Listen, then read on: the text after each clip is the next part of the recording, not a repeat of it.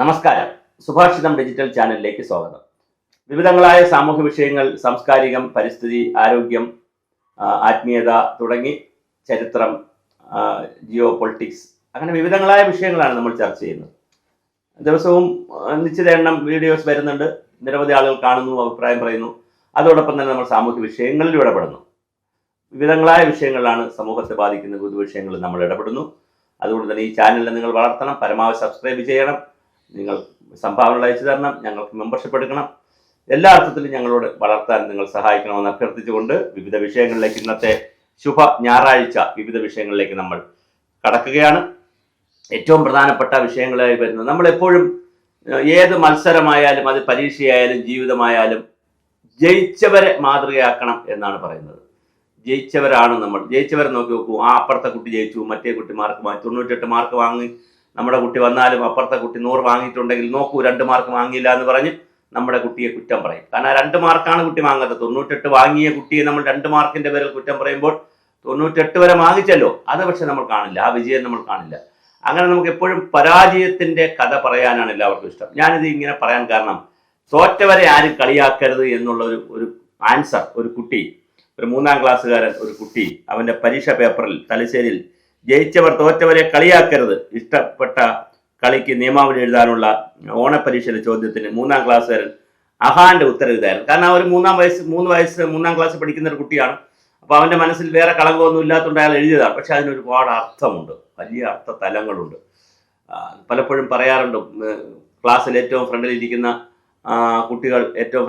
കുട്ടികൾ എന്താവും, ഡോക്ടർമാർ, എഞ്ചിനീയർമാരാവും. പിന്നെ പിറകോട്ടിരിക്കുന്ന ആളുകൾ IAS ആവും. പിന്നെ അതിൻ്റെ പിറകെ ഇരിക്കുന്ന സാധാരണ ഉദ്യോഗസ്ഥരാകും. പിന്നെ ഏറ്റവും പിറകിലിരിക്കുന്ന പഠിക്കാതെ കറങ്ങി അടിച്ച് നടന്ന് റൂമിൽ, ക്ലാസ്സിൽ ബാക്കിൽ വന്നിരിക്കുന്ന ആളുകൾ, പരീക്ഷകളിൽ തോൽക്കുന്ന ആളുകളൊക്കെ രാഷ്ട്രീയ നേതാവാകും. പക്ഷെ ആ നേതാക്കളായിരിക്കും പിന്നെ IAS ഉൾപ്പെടെ ഭരിക്കുക എന്നൊക്കെ പറയുന്ന ഒരുപാട് കഥകളുണ്ട്. അതെല്ലാം കഥകളാണ്.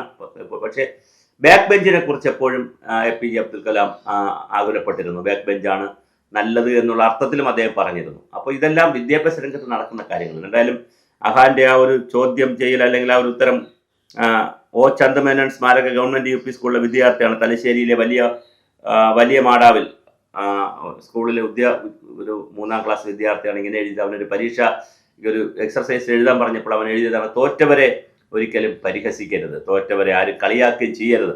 കാരണം തോറ്റവരുടേത് കൂടിയാണ് ഈ ലോകം. നമ്മുടെ ഓരോ തോൽവിയും, ജീവിതത്തിലുണ്ടാകുന്ന തോൽവിയാകട്ടെ, അതുപോലെ തന്നെ പിന്നെ പരീക്ഷകൾക്കുണ്ടാകുന്ന തോൽവിയാകട്ടെ, നമുക്കൊരു തോൽവി ഉണ്ടായാൽ അത് ജയത്തിന്റെ ഒരു പാഠമാണ് എന്നറിയണം. പരാജയം എന്ന് പറഞ്ഞാൽ, ആ പരാജയം എന്ന് എഴുതിയിരിക്കുന്ന വാക്കിൽ പോലും ജയം എന്നൊരു വാക്കുണ്ട്. അപ്പോൾ ജയത്തെയാണ് നമ്മൾ കാണേണ്ടത്. തീർച്ചയായിട്ടും ശിവൻകുട്ടി മന്ത്രി ഇങ്ങനെയൊക്കെ ആണെങ്കിലും ഇത്തരം കാര്യങ്ങളൊക്കെ വളരെ മൈന്യൂട്ടായിട്ട് ശ്രദ്ധിക്കുന്ന ആളാണ്.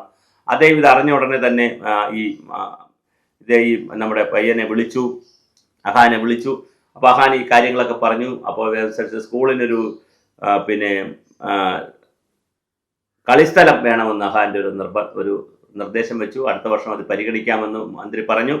അങ്ങനെ എന്തായാലും വളരെ രസകരമായ ഒരു കാര്യമാണ് നമ്മൾ രാവിലെ റിപ്പോർട്ട് ചെയ്യുന്നത്, അല്ലെങ്കിൽ അവതരിപ്പിക്കുന്ന സുഭാഷിതത്തിൽ. ഇത് വേറിട്ട ഒരു വ്യത്യസ്ത വാർത്തയായിരിക്കും. പക്ഷേ ആ അഹാൻ എന്ന് പറയുന്ന കുട്ടി സമൂഹത്തോട് മുന്നോട്ട് വെക്കുന്ന കാര്യം, എത്രയോ ആളുകൾ എത്രയോ പ്രാവശ്യം തോറ്റിട്ടാണ് MLA ആവുന്നത്, മന്ത്രിയാവുന്നത്, പരീക്ഷകൾക്ക് ജയിക്കുന്നത്. പഠനം മതിയാക്കിയവർ തിരിച്ചു വന്ന് പഠനത്തിൽ വലിയ മാർക്ക് വാങ്ങാനും റാങ്ക് വാങ്ങാനും ഒക്കെ ഉണ്ട്. അപ്പോൾ തീർച്ചയായിട്ടും തോൽക്കുന്നവരെ കളിയാക്കുകയല്ല, തോൽക്കുന്നവരെ കൂടി ചേർത്ത് പിടിക്കുന്നതാണ് നമ്മുടെ വിജയത്തിന്റെ രസം. ആരെങ്കിലും തോൽക്കാനുണ്ടാകുമ്പോഴാണ് കുറച്ച് പേർക്ക് വിജയിക്കാൻ കഴിയുന്നത്. എല്ലാവരും വിജയിച്ചാൽ പിന്നെ ആ വിജയത്തിന് മാധുര്യമില്ലല്ലോ, എല്ലാവർക്കും ഉണ്ടല്ലോ. പക്ഷെ കുറച്ച് പേർ തോൽക്കാനും കൂടി ഉള്ളപ്പോഴാണ് വിജയികൾക്ക് അതിൻ്റെ മാധുര്യം നുണയാൻ കഴിയുന്നത്. അപ്പോൾ കുറച്ച് പേർ തോറ്റു പോകും. ഇന്ന് തോൽക്കുന്നവൻ നാളെ ജയിക്കും, ഇന്ന് ജയിക്കുന്നവൻ നാളെ ചിലപ്പോൾ തോക്കും. ജീവിതം അങ്ങനെയാണ്. പക്ഷെ അതുകൊണ്ട് തന്നെ ജയതോൽവികളുടെ ന്യായാന്യായങ്ങൾ ചർച്ച ചെയ്യാതെ, ഓരോ തോൽവിയിൽ നിന്നും പാഠങ്ങൾ ഉൾക്കൊണ്ടുകൊണ്ട്, അതൊരു പരീക്ഷണമാണ്, എക്സ്പീരിയൻസ് ആണ്, നമുക്കൊരു അനുഭവമാണ് എന്ന് പറഞ്ഞുകൊണ്ട് വിജയത്തിലേക്ക് നീങ്ങുക എന്നത് മാത്രമേ വിജയമന്ത്രമുള്ളൂ. ഇന്നലകളെക്കുറിച്ച് ഓർത്ത് സങ്കടപ്പെടാതെ, നാളുകളെക്കുറിച്ച് വല്ലാതെ വേകുലപ്പെടാതെ, കുറച്ച് വേഗലത ആവശ്യമുണ്ട്, വല്ലാതെ പക്ഷെ വേഗലപ്പെട്ട് ഇന്നിൻ്റെ സുഖം കളയാതിരിക്കുക. ഇന്നാണ് നമ്മുടെ കയ്യിലുള്ളത്. ശരിക്കും പറഞ്ഞാൽ സുഭാഷിതം ചാനലൊക്കെ ഇത്തരം വിഷയങ്ങളിലാണ് വളരെയധികം താല്പര്യം കാണിക്കുന്നത്. അപ്പോൾ തീർച്ചയായിട്ടും നമ്മുടെ കയ്യിലുള്ള ഇന്നിനെ സുഖപ്പെടുത്താൻ, ഇന്നലകളിലെ പരാജയങ്ങളെ നമുക്ക് വിജയങ്ങളാക്കി മാറ്റാൻ, നാളുകളുടെ ജയത്തേക്ക് മാറ്റാനുള്ള എല്ലാ ശ്രമങ്ങളും നമുക്ക് നടത്താം. എല്ലാവിധ ഭാവുകങ്ങളും എല്ലാവർക്കും നേരുന്നു.